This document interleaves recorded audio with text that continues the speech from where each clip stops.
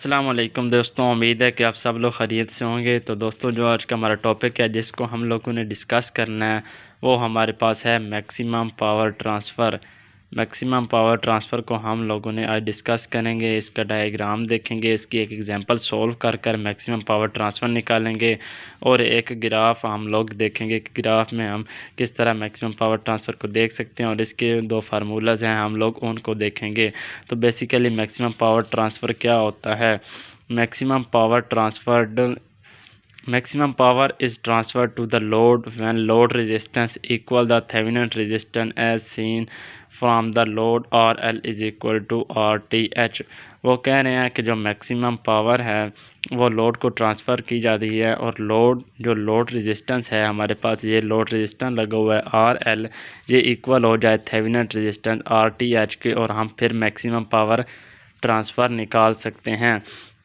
जो Thevenin equivalent resistance, Thevenin equivalent is useful to the finding the maximum power in a linear circuit can deliver to the load। जो हमारे पास है Thevenin जी equivalent circuit है, ये हमारे पास बहुत यूज़फुल है for finding maximum power transfer.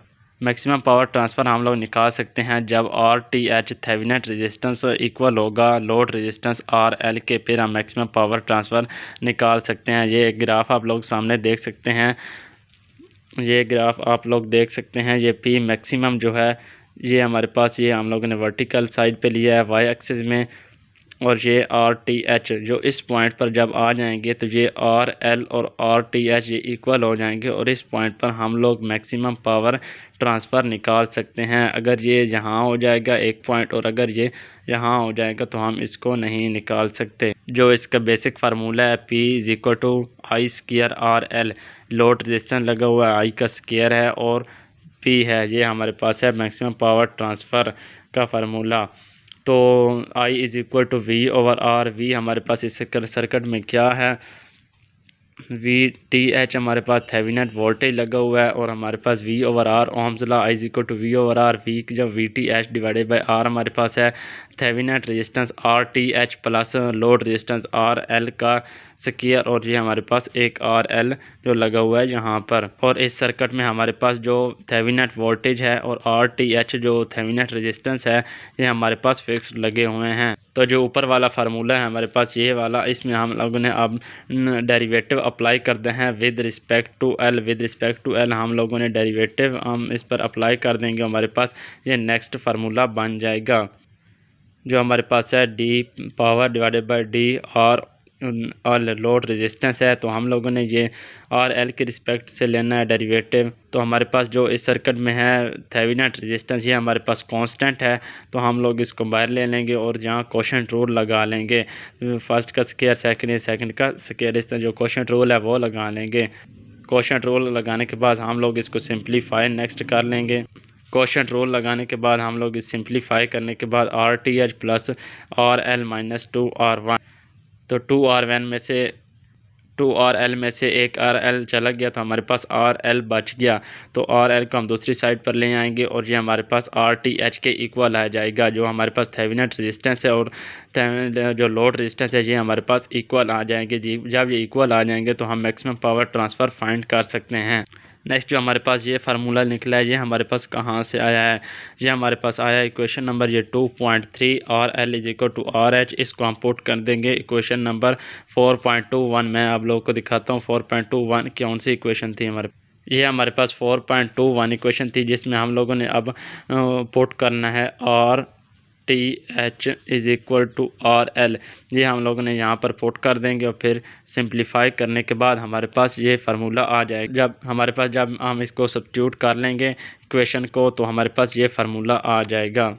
हमारे पास 4.21 इक्वेशन कौन सी थी मैं लिख कर दिखा देता हूँ। P is equal to I का स्क्वायर और L is equal to bracket Thevenin voltage over RTH plus RL bracket RL।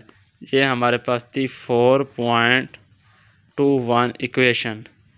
तो हम इसमें 4.24 इसमें पुट करेंगे तो हमारे पास सिंप्लीफाई करने के बाद हमारे पास पावर मैक्सिमम का जो फार्मूला आ जाएगा वो ये आ जाएगा। लेकिन आप लोगों ने इसको याद रखना है कि ये उसमें इस्तेमाल हो सकती है जब RTH RL के इक्वल हो, तब ये हम एक फार्मूला यूज़ कर सकते हैं। अगर ये इक्वल ना हो तो फिर हम लोग इसको यूज़ करेंगे, 4.21 को यूज़ करेंगे।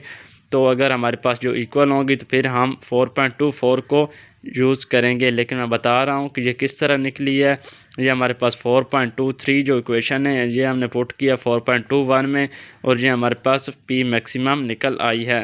तो चलिए अब हम लोग एक एग्जांपल सॉल्व कर कर इसके जो कंसेप्ट है उसको क्लियर कर लेते हैं। तो इसमें उन्होंने कहा है कि find the value of RL for maximum power transfer in the circuit 4.50 and find the maximum power. हमने मैक्सिमम पावर भी फाइंड करनी है और RL का जो हमारे पास वैल्यू है उसको भी फाइंड करना है। तो हम सब लोग जानते हैं कि जो RL है वो हमारे पास होता है RL is equal to RTH, Thevenin resistance के इक्वल होता है।